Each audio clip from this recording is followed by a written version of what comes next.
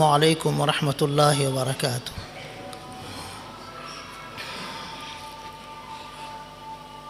الحمد للہ رب العالمین والصلاة والسلام علی سید المرسلین وعلی آلہ واصحابہ اجمعین، اما بعد فاعوذ باللہ من الشیطان الرجیم، بسم اللہ الرحمن الرحیم۔ وقالت اليهود ليست النصارى على شيء وقالت النصارى ليست اليهود على شيء وهم يتلون الكتاب كذلك قال الذين لا يعلمون مثل قولهم فالله يحكم بينهم يوم القيامة فيما كانوا فيه يختلفون ومن أظلم ممن منع مساجد الله أن يذكر فيها اسمه وسعى في خرابها أولئك ما كان لهم أن يدخلوها إلا خائفين لهم في الدنيا خزي ولهم في الآخرة عذاب عظيم ولله المشرق والمغرب فأينما تولوا فثم وجه الله ان اللہ واسع علیم۔ وقالوا اتخذ اللہ ولدا سبحانہ بل له ما في السماوات والارض كل له قانتون بديع السماوات والارض واذا قضى امرا فانما يقول له كن فيكون وقال الذين لا يعلمون لولا يكلمنا الله او تأتينا آية كذلك قال الذين من قبلهم مثل قولهم تشابهت قلوبهم قد بينا الآيات لقوم يوقنون إنا أرسلناك بالحق بشيرا ونذيرا ولا تسأل عن أصحاب الجحيم ولن ترضى عنك اليهود ولا النصارى حتى تتبع ملتهم قل إن هدى الله هو الهدى وَلَئِنِ اتَّبَعْتَ أَهْوَاءَهُمْ بَعْدَ الَّذِي جَاءَكَ مِنَ الْعِلْمِ مَا لَكَ مِنَ اللَّهِ مِنْ وَلِيٍّ وَلَا نَصِيرٍ الَّذِينَ آتَيْنَاهُمُ الْكِتَابَ يَتْلُونَهُ حَقَّ تِلَاوَتِهِ أُولَئِكَ يُؤْمِنُونَ بِهِ وَمَنْ يَكْفُرْ بِهِ فَأُولَئِكَ هُمُ الْخَاسِرُونَ۔ محترم بھائیو، بزرگو، دوستو، یہ پہلے پارے کا 14واں رکوع ہے۔ اس رکوع میں اللہ پاک نے یہود و نصارہ کے اختلافات کو بیان کر کے مسلمانوں کو تنبیہ فرمائی ہے۔ اسی طرح اس رکوع میں اللہ نے مسجدوں کا احترام، اس کی عظمت بیان فرمائی ہے۔ اسی طرح اس رکوع میں اللہ پاک نے تحویل قبلہ سے متعلق تمہیدی گفتگو کی ہے، جو آئندہ انشاءاللہ تفصیل سے آپ کے سامنے آئے گی۔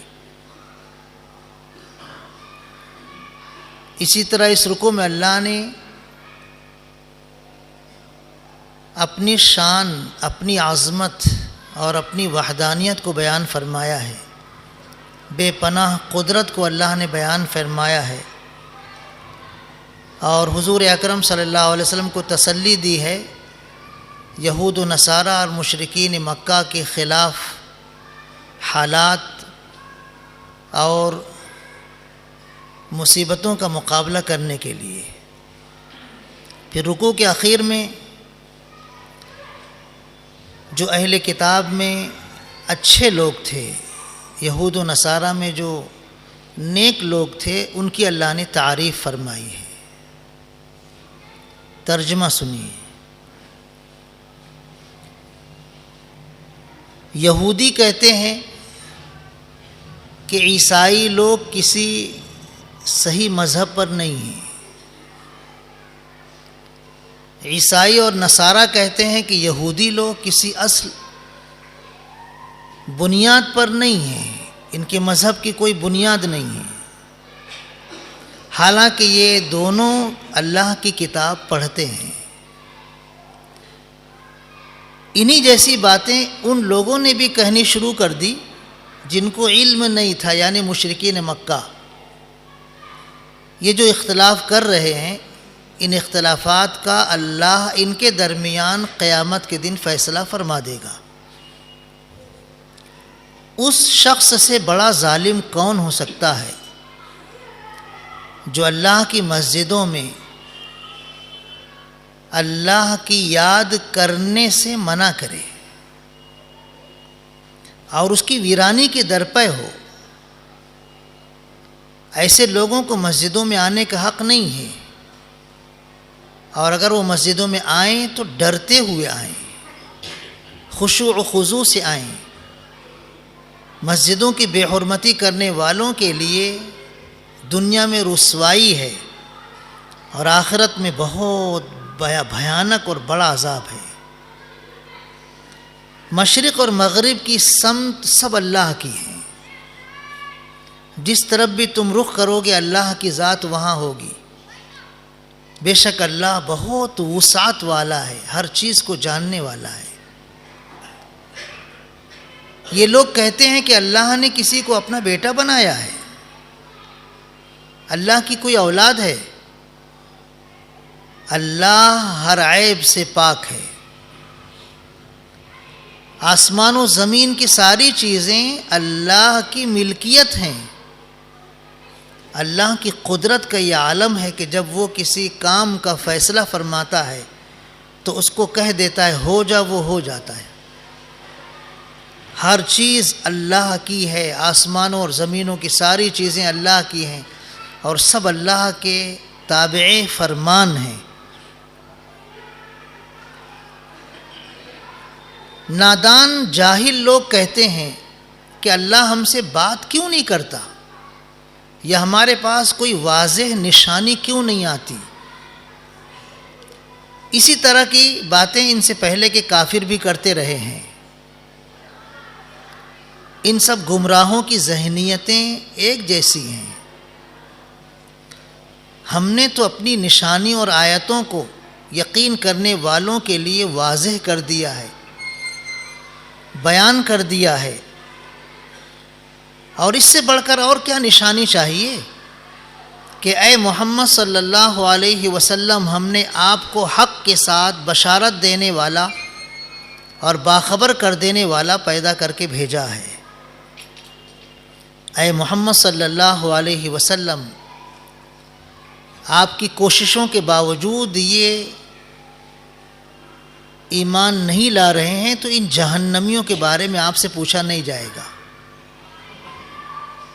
یہ یہودی اور نصرانی اس وقت تک آپ سے راضی نہیں ہوں گے جب تک آپ ان کی مذہب کی پیروی نہ کر لیں۔ آپ ان سے صاف کہہ دو کہ بے شک ہدایت تو اللہ ہی کی ہدایت ہے، صحیح طریقہ تو وہی ہے جو اللہ نے بتلایا ہے، یعنی مذہب اسلام۔ اور اگر آپ جو علم آپ کے پاس صحیح آ چکا ہے اس کے بعد بھی بفرض محال ان کے مذہب کی پیروی کریں گے تو اللہ کے مقابلے میں آپ کو بچانے والا کوئی حامی و مددگار نہیں ہوگا۔ ہم نے جن کو کتاب دی ان میں کچھ لوگ وہ ہیں جو اس کی تلاوت ایسے کرتے ہیں جیسے اس کی تلاوت کا حق ہے۔ یہی وہ لوگ ہیں جو اس پر ایمان لاتے ہیں، اور جو ہماری آیتوں کا انکار کرتے ہیں وہ آخرت میں نقصان اٹھانے والے ہیں۔ یہ اس رکوع کا ترجمہ ہوا۔ محترم بزرگوں، یہودیوں نے عیسائیوں کی عبادت گاہوں کو مسمار کیا، ڈھا دیا، توڑ دیا۔ عیسائیوں نے موقع ملا تو یہودیوں کی عبادت خانوں کو توڑ دیا، مسمار کر دیا، ڈھا دیا۔ ایک دوسرے پر ظلم کرتے رہے،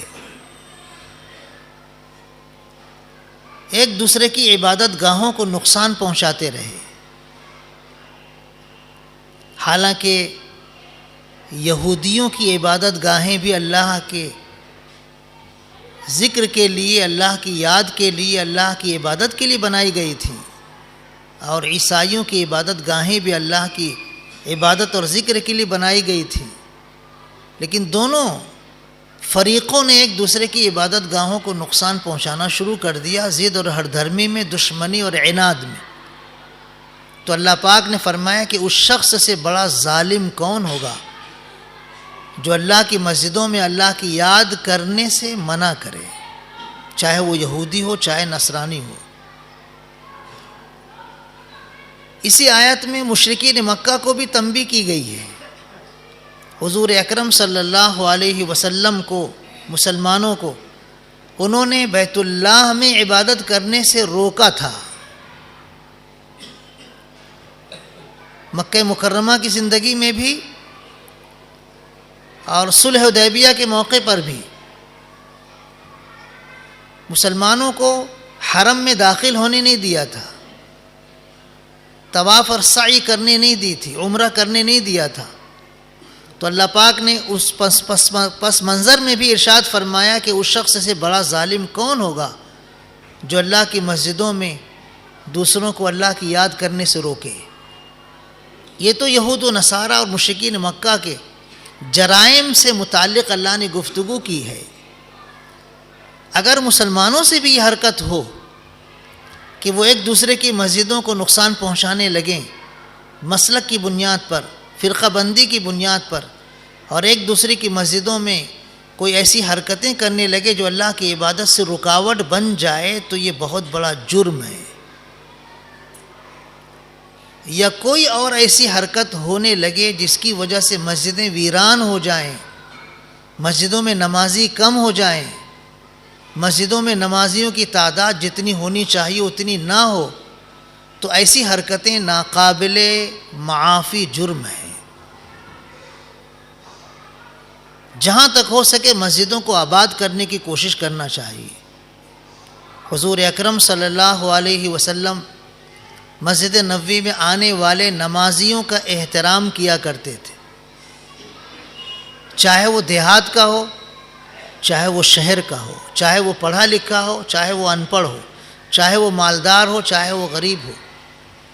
مسجد میں آنے والے ہر نمازی کا حضور اکرم صلی اللہ علیہ وسلم اکرام کیا کرتے تھے۔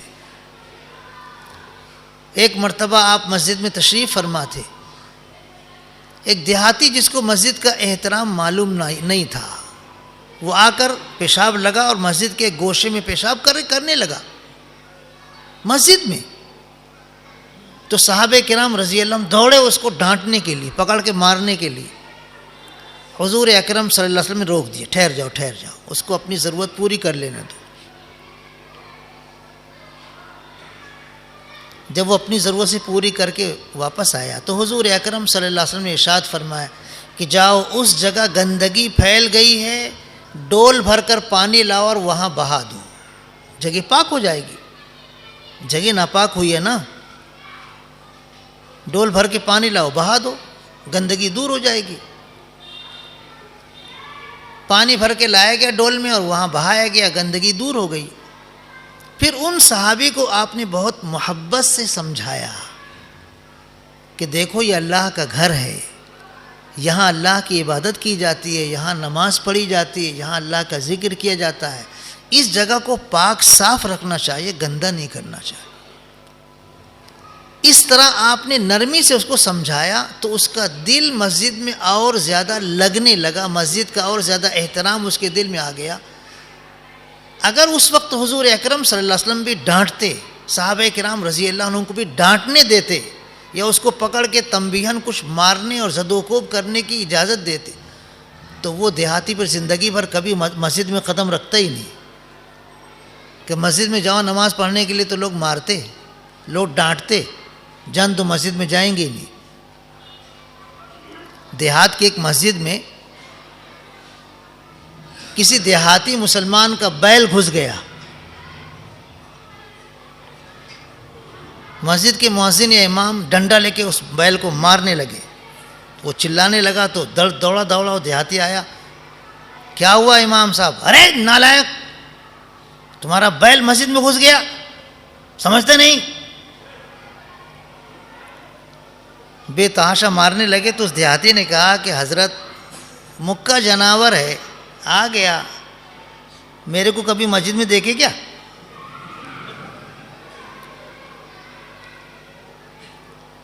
مسجدوں میں آنے والوں کو اتنی محبت دیجئے، ان کا اتنا اکرام کیجئے کہ ان کا دل اپنے گھر میں نہیں، اپنی دکان میں نہیں، اپنے کاروبار میں نہیں، مسجد میں لگنے لگ جائے۔ یہ ہے مسجد کی آبادی۔ حضور اکرم صلی اللہ علیہ وسلم نے اس دیہاتی مسلمان کو ڈانٹا نہیں، اس کو سمجھایا محبت سے۔ آج ہم لوگ مسجدوں میں جھگڑا کرتے ہیں، لڑائی کرتے ہیں، زور زور سے چلا چلا کر کبھی کبھی تنا تنی کرتے ہیں، یہ مناسب نہیں ہے۔ کسی مسلمان سے کوئی غلطی ہو جائے، کسی نادان نمازی سے کوئی ایسی حرکت ہو جائے جو مسجد کے احترام کے خلاف ہو، تو محبت سے اس کو سمجھانا چاہیے، نرمی سے اس کو سمجھانا چاہیے۔ چیخ و پکار کرنا، ایک دوسرے سے الجھنا، بلند آواز میں مسجد میں چلانا، یہ مناسب نہیں ہے۔ مسجد کو آباد کرنے کے لیے محبت کی فضا مسجد میں ہونی چاہیے، نفرت کی فضا نہیں ہونی چاہیے۔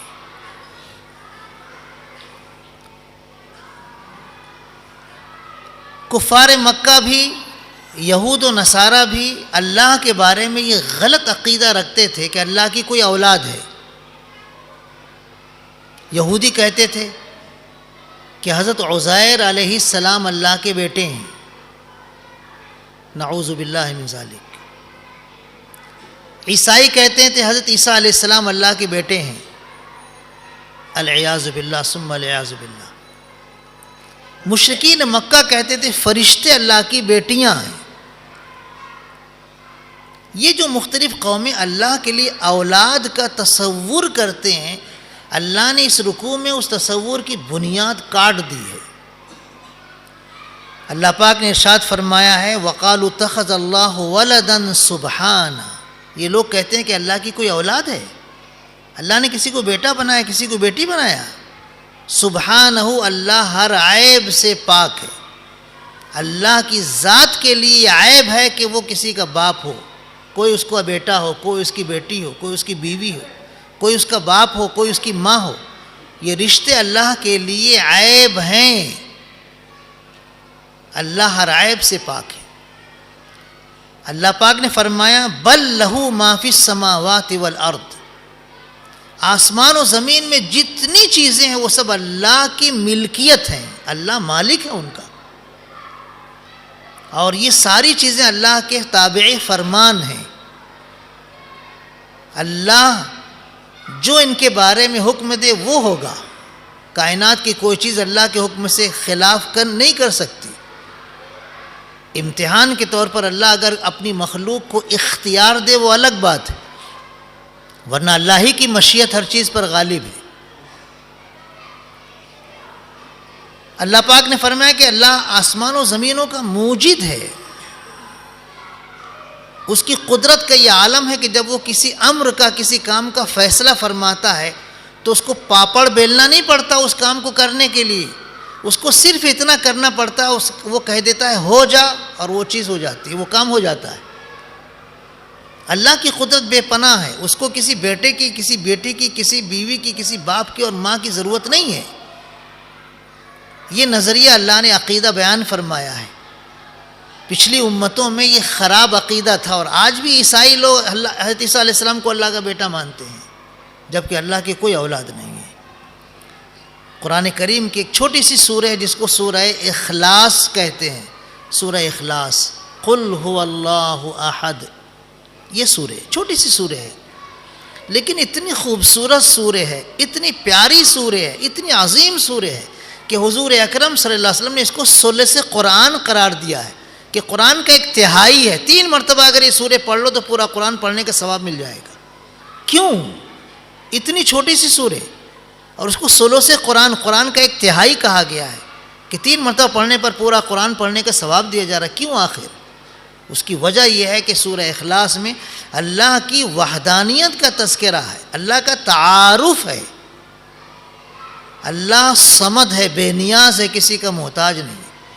لم یلد، اس کی کوئی اولاد نہیں ہے، ولم یولد، نہ وہ کسی کی اولاد ہے، ولم یکن لہ کفوا احد، اللہ کا کوئی ہمسر نہیں، اللہ جیسا کوئی نہیں۔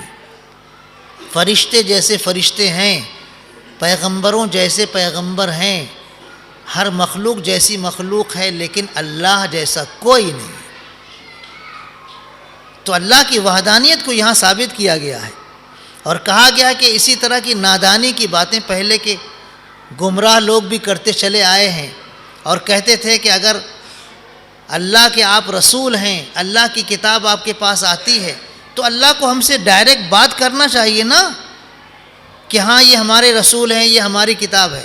اللہ ہم سے بات کیوں نہیں کرتا؟ اللہ کی کوئی نشانی ہمارے پاس کیوں نہیں آتی؟ تو اللہ پاک نے فرمایا کہ نشانی دیکھنا چاہتے ہو تو اس سے بڑھ کر نشانی اور کیا ہوگی کہ ہمارے پیغمبر صلی اللہ علیہ وسلم کو ہم نے مبعوث فرمایا ہے، بشیر و نذیر بنا کر۔ حضور اکرم صلی اللہ علیہ وسلم کی ذات اطہر اللہ کی وحدانیت کے لیے اور حضور اکرم صلی اللہ علیہ وسلم کی نبوت و رسالت کے لیے بہترین نشانی ہے۔ حضور اکرم صلی اللہ علیہ وسلم کا بچپن، آپ کی جوانی کے بعد کی پوری عمر تمام لوگوں کے سامنے، مکے والوں کے سامنے جیتی جاگتی رہی ہے۔ ایسا نہیں کہ اچانک آپ کہیں سے باہر سے آ گئے، آپ کا نسب سب کو معلوم تھا، آپ کا خاندان سب کو معلوم تھا۔ بچپن میں آپ کیسی زندگی گزارے، بچپن کی جوانی آپ نے کیسی گزاری، نبوت سے پہلے کی زندگی کیسی آپ کی گزری، نبوت کے بعد کی زندگی کیسی گزر رہی ہے، یہ سب لوگوں کے سامنے ہے۔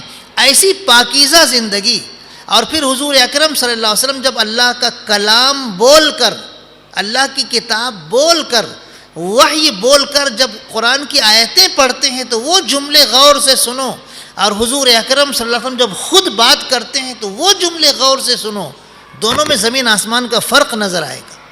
اللہ کا کلام اللہ کا کلام ہے، حضور اکرم صلی اللہ علیہ وسلم کا کلام حضور اکرم صلی اللہ علیہ وسلم کا کلام ہے، دونوں میں زمین آسمان کا فرق تم کو نظر آئے گا۔ تو حضور اکرم صلی اللہ علیہ وسلم کی ذات خود اللہ کی وحدانیت کی دلیل ہے۔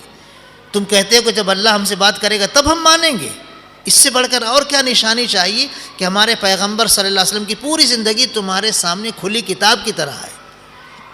کہ اللہ پاک نے بہت شاندار مضمون بیان فرمایا ہے، اور حضور اکرم صلی اللہ علیہ وسلم کو تسلی دی ہے کہ دیکھو آپ اتنی جانفشانی کے ساتھ، اتنی محنت کے ساتھ، اتنی دل جمعی کے ساتھ ان کی ہدایت کا کام کر رہے ہو، ہمارا پیغام ان کو پہنچا رہے ہو، یہ آپ کے خلاف بہت سخت رویہ اختیار کرتے ہیں، آپ کو گالی دیتے ہیں، آپ کو بدنام کرتے ہیں، آپ کو تکلیف دیتے ہیں، پھر بھی آپ سب برداشت کر کے ان کو سمجھا رہے ہو، تو کہیں آپ کبیدہ خاطر نہ ہو جائیں، کہیں آپ ملول نہ ہو جائیں، افسردہ خاطر نہ ہو جائیں، کہیں آپ کی ہمت پست نہ ہو جائے، اس لیے سن لیں، آپ یہ غور سے سن لیں۔ تسلی کے طور پر اللہ پاک نے بیان فرمایا کہ یہ یہود اور نصارہ اتنے ضدی ہیں، اتنے ہٹ دھرم ہیں کہ جب تک آپ ان کا مذہب قبول نہیں کرو گے یہ آپ سے خوش ہوں گے ہی نہیں، اور ظاہر بات ہے ان کا مذہب آپ قبول کر ہی نہیں سکتے۔ اللہ کی ہدایت آپ کے پاس آ ہی چکی ہے، اللہ کا علم آپ کے پاس آ ہی چکا ہے، اب اس علم کے آنے کے بعد ظاہر بات ہے آپ ان کا مذہب قبول کر ہی نہیں سکتے، لا، یہ بالکل ناممکن ہے۔ لیکن اگر مسلمانوں کو سمجھانے کے لیے، پوری دنیا کو سمجھانے کے لیے اللہ پاک نے دو ٹوک انداز میں بیان فرمایا کہ اگر آپ بفرض محال ان کا دین قبول کرو گے تو اللہ کے مقابلے میں آپ کا کوئی حامی و مددگار نہیں ہوگا۔ یہ مسلمانوں کو سمجھانا ہے کہ دیکھو اللہ کا جو دین اسلام کی شکل میں، قرآن کی شکل میں آ گیا ہے، یہی دین برحق ہے، یہودیت اور نصرانیت نہیں۔ اللہ کا یہ دین قبول کرو گے تو کامیاب ہوگے، اور اگر دوسرا کوئی دین قبول کرو گے تو اللہ کے مقابلے میں تمہارا کوئی حامی و مددگار نہیں ہوگا۔ پھر عیسائیوں اور یہودیوں میں جو اچھے لوگ تھے، جو قرآن، توریت، انجیل بہت ادب اور احترام سے پڑھتے تھے، ایسے تلاوت کرتے تھے جیسے اس کی تلاوت کا حق ہے، وہ قرآن پر ایمان لاتے تھے، حضور اکرم صلی اللہ علیہ وسلم پر ایمان لاتے تھے، اللہ پاک نے ان کی تعریف کی ہے کہ ہاں واقعی یہ ایمان والے ہیں، اور جو انکار کر رہے ہیں وہ آخرت میں نقصان اٹھائیں گے۔ یہ مضامین ہیں اس رکوع کے۔ اس میں ضمناً ایک مضمون آ گیا ہے تحویل قبلے کا، جو آئندہ بہت تفصیل سے آ رہا ہے۔ حضور اکرم صلی اللہ علیہ وسلم مکہ مکرمہ میں جب تھے تو خانہ کعبہ میں، حرم میں نماز پڑھتے تھے، تو ظاہر بات ہے حرم میں قبلے کی طرف رخ کر کے ہی نماز پڑھتے تھے. ابراہیم علیہ السلام کے زمانے سے یہی قبلہ تھا. لیکن روایتوں میں آتا ہے کہ حضور اکرم صلی اللہ علیہ وسلم حرم کے اس گوشے سے بیت اللہ کی طرف رخ کر کے نماز پڑھتے تھے کہ بیت المقدس بھی اس سمت میں ہوتا تھا. بیت اللہ تو ہوتا ہی تھا, اس سمت میں بیت المقدس بھی ہوتا تھا. بیت اللہ کے چاروں سمت میں رخ کر کے نماز پڑھ سکتے ہیں نا, ہر دیوار کی طرف رخ کر کے نماز پڑھ سکتے ہیں. تو حضور اکرم صلی اللہ علیہ وسلم مکہ مکرمہ کی زندگی میں بیت اللہ کی اس دیوار کی طرف رخ کر کے نماز پڑھنے کی کوشش کرتے تھے جس دیوار کی طرف بیت اللہ کی طرف بھی منہ ہو جائے اور بیت المقدس کی طرف بھی منہ ہو جائے. لیکن جب مدینہ منورہ آپ تشریف لائے تو اللہ نے بیت المقدس کی طرف رخ کر کے نماز پڑھنے کا آپ کو حکم دیا, کیونکہ مدینہ منورہ میں ایسا نہیں ہو سکتا تھا کہ کسی ایک سمت میں رخ کر کے نماز پڑھو گے تو بیت المقدس کی طرف بھی منہ ہو جائے گا, بیت اللہ کی طرف بھی منہ ہو جائے گا. ایسا نہیں ہو سکتا تھا, کیونکہ مدینہ منورہ کا جو جغرافیہ ہے وہ ایسا ہے کہ اگر بیت المقدس کی طرف رخ کرو گے تو پیٹھ بیت اللہ کی طرف ہوگی, اور اگر بیت اللہ کی طرف رخ کرو گے تو پیٹھ بیت المقدس کی طرف ہوگی. تو اللہ نے چونکہ اس وقت یہود و نصارہ کو بھی قریب کرنا تھا اور کفار مکہ کو بھی تنبیہ کرنی تھی, تو اللہ نے وقتی طور پر کچھ مہینوں کے لیے اپنے محبوب پیغمبر صلی اللہ علیہ وسلم کو حکم دیا کہ بیت المقدس کی طرف رخ کر کے نماز پڑھیے. تو 16 یا 17 مہینے تک حضور اکرم صلی اللہ علیہ وسلم مدینہ منورہ میں بیت المقدس کی طرف رخ کر کے نماز پڑھے ہیں. لیکن حضور اکرم صلی اللہ علیہ وسلم کی دلی تمنا تھی کہ اللہ پاک ہمیں جلدی سے حکم دے دے اور ہم بیت اللہ کی طرف رخ کر کے نماز پڑھنے لگ جائیں. آپ بار بار ایسے آسمان کی طرف رخ انور کو اٹھا کر دیکھتے تھے کہ اب جبریل علیہ السلام آ رہے ہوں گے, اب وحی لا رہے ہوں گے, اب مجھے اللہ کی طرف سے یہ خوشخبری سنانے کے لیے آ رہے ہوں گے کہ چلو بیت اللہ کی طرف رخ کر کے نماز پڑھنا شروع کر دو. تو اللہ کی طرف سے پھر یہ حکم آ گیا, حضور اکرم صلی اللہ علیہ وسلم کو خوشخبری سنا دی گئی کہ بیت اللہ کی طرف اب رخ کر کے نماز پڑھنا شروع کر دو. تو یہودیوں نے بہت شور مچایا,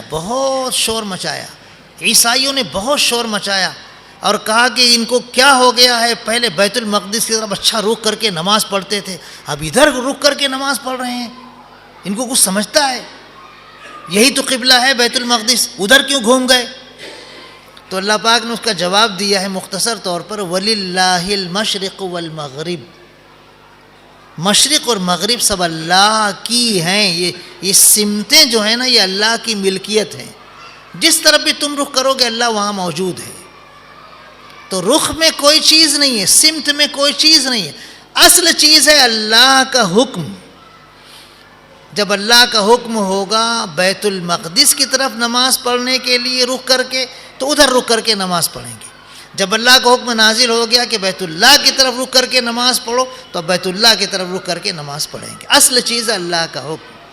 یہ ایک مضمون اللہ نے یہاں اس رکوع میں بیان فرمایا تاکہ یہود و نصارہ کا منہ بند ہو جائے. ان سارے مضامین میں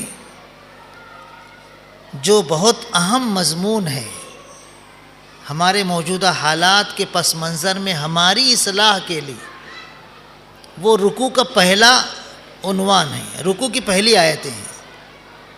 اللہ پاک نے ارشاد فرمایا کہ یہودی لوگ کہتے ہیں کہ عیسائی لوگ کسی صحیح مذہب کی بنیاد پر نہیں ہیں, اور عیسائی لوگ کہتے ہیں کہ یہودی لوگ کسی صحیح مذہب پر نہیں ہیں. ایسے مشرکین مکہ بھی کہتے ہیں کہ یہودی بھی غلط مذہب پر ہیں, عیسائی بھی غلط مذہب پر, صحیح مذہب پر تو ہم ہیں. یہ جو آپس میں ان کے جھگڑے ہوتے تھے اس وقت یہود و نصارہ اور مشرکین مکہ کے, کہ سب اپنے آپ کو حق پر کہتے تھے, سب اپنے آپ کو حق پر کہتے تھے اور دوسروں کو باطل پر قرار دیتے تھے. تو اللہ پاک نے تنبیہ فرمائی ہے کہ آج جو تم اختلاف کر رہے ہو نا, یہ تو دنیا ہے, اللہ نے ڈھیل دی ہے, جس کو جو کرنا ہے کرو, جس کو جو بولنا ہے بولو. آخرت میں اللہ تمہارے درمیان فیصلہ کرے گا. یہ مضمون بہت اہم مضمون ہے. آج ہم سب مسلمان بریلوی مسلک کے ہوں، اہل حدیث مسلک کے ہوں، حنفی مسلک کے ہوں، دیوبندی مسلک کے ہوں، شافعی مسلک کے ہوں، مالکی مسلک کے ہوں، کسی بھی مسلک کے مسلمان ہو، کبھی ایسا ہوتا ہے کہ ایک دوسرے کے خلاف ہم ایسا جھگڑا کرتے ہیں کہ ہم حق پر ہیں تم حق پر نہیں ہو، وہ کہتے ہیں ہم حق پر ہیں تم حق پر نہیں ہو، ایسے ہم ایک دوسرے کے خلاف جھگڑا کرتے ہیں، حالانکہ یہ جھگڑنے کی چیز نہیں ہے۔ اللہ پاک نے فرمایا کہ یہ سب کتاب کی تلاوت کرتے ہیں، یہودی بھی اللہ کی کتاب کی تلاوت کرتے تھے، توریت کی، عیسائی بھی اللہ کی کتاب کی تلاوت کرتے تھے، انجیل کی، اور ہم سب جتنے مسلک کے مسلمان ہیں اللہ کی کتاب قرآن کریم کی تلاوت کرتے ہیں، لیکن پھر بھی آپس میں اختلاف کرتے ہیں، جھگڑا کرتے ہیں، یہ مناسب نہیں ہے۔ اختلاف اور جھگڑا اتنا نقصان دہ ہے کہ ایک زہریلی بیماری جس کا کوئی علاج بظاہر نہ ہو وہ بھی اتنا نقصان نہیں دے گی جتنا نقصان اختلاف ہے اور جھگڑا دیتے ہیں۔ قرآن کریم پڑھنے میں حضور اکرم صلی اللہ علیہ وسلم کے ایک صحابی الگ طریقے سے پڑھ رہے ہیں، حضرت عبداللہ ابن مسعود رضی اللہ عنہ الگ طریقے سے پڑھ رہے ہیں۔ حضرت عبداللہ ابن مسعود رضی اللہ عنہ بہت اونچے درجے کے صحابی ہیں، انہوں نے جب سنا ایک مسلمان کو کہ یہی سورہ میں حضور سے سن چکا ہوں، مجھ کو دوسرے طریقے سے آپ نے پڑھایا ہے اور یہ دوسرے طریقے سے پڑھ رہا ہے، یقیناً یہ غلط ہے، پکڑے اس کو اور بہت نفرت کے ساتھ اس کو لائے، چل حضور کے پاس، تو غلط پڑھ رہا ہے قرآن۔ حضور اکرم صلی اللہ علیہ وسلم کے پاس لا کر کہنے لگے، اللہ کے رسول آپ نے یہ سورہ مجھے پڑھائی ہے، جس طریقے سے پڑھا ہے مجھے یاد ہے، میں آپ کو سنا دیتا ہوں، یہ غلط پڑھ رہے ہیں، دوسری طریقے سے پڑھ رہے ہیں۔ تو حضور اکرم صلی اللہ علیہ وسلم نے ان کے جارحانہ انداز کو سمجھ لیا، آپ نے ان صحابی سے کہا کہ پڑھو، انہوں نے پڑھنا شروع کیا تو آپ نے کہا صحیح تو پڑھ رہے ہیں۔ پھر عبداللہ ابن مسعود رضی اللہ عنہ نے کہا کہ تم پڑھو، تو انہوں نے پڑھا تو کہا تم بھی صحیح پڑھ رہے ہو۔ پھر آپ نے فرمایا کہ قرآن کریم جب نازل ہونا شروع ہوا تو حضرت جبریل علیہ السلام سے میں نے کہا، اے جبریل میری امت کئی لہجوں اور کئی مختلف زبانوں کی بولنے والی ہے، یہ قریش کی زبان میں قرآن نازل ہو رہا ہے، بہت سارے دوسرے لہجے ہیں، بہت سارے دوسرے زبانوں کو بولنے والے ہیں، تو قریشی کا لہجہ سب کو بولتے بنے گا نہیں، تو اے جبرائیل قرآن کو دوسرے لہجوں میں بھی پڑھنے کی اجازت ملنی چاہیے۔ تو اللہ کی طرف سے 7 لہجوں میں پڑھنے کی اجازت مل گئی جو آج بھی موجود ہیں۔ پوری دنیا میں ایک لہجے میں ہم پڑھتے ہیں، حفص عن عاصم، امام حفص رحمۃ اللہ علیہ کی جو روایت عاصم رحمۃ اللہ علیہ سے مروی ہے، اس روایت کے مطابق پوری دنیا میں مسلمان قرآن پڑھتے ہیں، لیکن اس کے علاوہ 6 اور طریقے ہیں قرآن پڑھنے کے، وہ ہیں کتابوں میں، اس کو باقاعدہ قراء جو قاری ماہر ہوتے ہیں پڑھتے ہیں۔ حضور اکرم صلی اللہ علیہ وسلم نے پھر سمجھایا عبداللہ ابن مسعود رضی اللہ تعالی عنہ کو کہ دیکھو اللہ کی کتاب میں تم اختلاف کرو گے تو جیسے تم سے پہلے یہود و نصارہ اللہ کی کتاب میں اختلاف کرنے کی وجہ سے ہلاک ہوئے، ویسے تم بھی ہلاک ہو جاؤ گے۔ قرآن میں صرف پڑھنے کے بارے میں اختلاف تھا تو حضور نے تنبیہ فرمائی کہ ایسے اختلاف مت کرو، وہ بھی صحیح پڑھ رہے ہیں تم بھی صحیح پڑھو، اور اسے تشدد مت کرو، ایک دوسرے کے خلاف بہت جارحانہ انداز اختیار مت کرو ورنہ تم ہلاک ہو جاؤ گے۔ آج دیکھو ایک مسلک کا مسلمان اپنے آپ ہی کو حق پر سمجھتا ہے، دوسرے مسلک کے مسلمان کو باطل قرار دیتا ہے۔ ارے اللہ کے بندے، وہ بھی نماز پڑھ رہا ہے، وہ بھی اللہ کے رسول صلی اللہ علیہ وسلم اپنا پیغمبر مان رہا ہے، وہ بھی بیت اللہ ہی کی طرف رخ کر کے نماز پڑھ رہا ہے، وہ بھی اللہ کی توحید کو مانتا ہے، اللہ کی وحدانیت کو مانتا ہے، اس کی بھی ظہر کی، عصر کی، مغرب کی، عشاء کی، فجر کی نمازیں بالکل اتنی ہی رکعتیں ہیں جتنی تم پڑھتے ہو، پھر کیوں آخر آپس میں جھگڑا کر رہے ہو، کیوں آپس میں لڑائی کر رہے ہو؟ کبھی کبھی ہمارے درمیان مسلک کی بنیاد پر، فرقہ بندی کی بنیاد پر اتنا سخت جھگڑا ہوتا ہے کہ ہم ایک دوسرے کو زخمی کر دیتے ہیں، ایک دوسرے کے خلاف کبھی کبھی اتنا سخت ایکشن لیتے ہیں کہ اس کو نقصان پہنچا دیتے ہیں، وہ ہم کو نقصان پہنچا دیتا ہے۔ آپ تو مجھ سے زیادہ حالات کو جانتے ہیں، کہ اس وقت مسلمان آپس میں کیا کر رہے ہیں. یہ تو خیر مذہب کی بنیاد پر، مسلک کی بنیاد پر ہمارا اختلاف ہے. ارے ہمارے گھروں کی چہار دیواری میں اتنا جھگڑا اور اتنی لڑائی ہے کہ گھروں کی چہار دیواری میں دھواں بھر گیا ہے. سانس لینے کے موقع نہیں ہے، سانس لینے کی جگہ نہیں ہے. بھائی بہن سے لڑ رہا ہے، بہن بھائی سے لڑ رہی ہے، ساس بہو سے لڑ رہی ہے، بہو ساس سے لڑ رہی ہے، داماد سسر سے لڑ رہا ہے، سسر داماد سے لڑ رہا ہے، بھائی بھائی سے لڑ رہا ہے. ہمارے گھروں کی فضا میں جھگڑے، لڑائیاں، اختلافات اتنے زیادہ ہیں کہ وہ مذہبی اور مسلکی اختلاف سے بھی زیادہ شدید ہو گیا ہے. مجھ کو حصہ کم ملا، اس کو حصہ زیادہ ملا. اس نے سب ہڑپ کر لیا، مجھ کو کچھ نہیں دیا. کون یہاں سے کچھ لے کر گیا ہے بتائیے؟ سونا چاندی زمین جائیداد کون لے کر گیا ہے؟ سب خالی ہاتھ آئے تھے، خالی ہاتھ جائیں گے. کیوں جھگڑتے ہو؟ کیوں آپس میں لڑائی کرتے ہو؟ ایک دوسرے سے تعلقات توڑ لیتے ہیں، سگے رشتے توڑ لیتے ہیں. یہ روپیے پیسے یہی رہ جائیں گے، یہ زمین جائیداد یہی رہ جائے گی. ہم اپنے اعمال کے ساتھ قبر کے گڑھے میں رہیں گے. یاد رکھنا، کوئی ہمارا ساتھ نہیں دے گا. ہمارا حامی، ہمارا دوست، ہماری بہن، ہمارا بھائی کوئی ساتھ نہیں دے گا. ہمارا عمل ہمارے ساتھ رہے گا.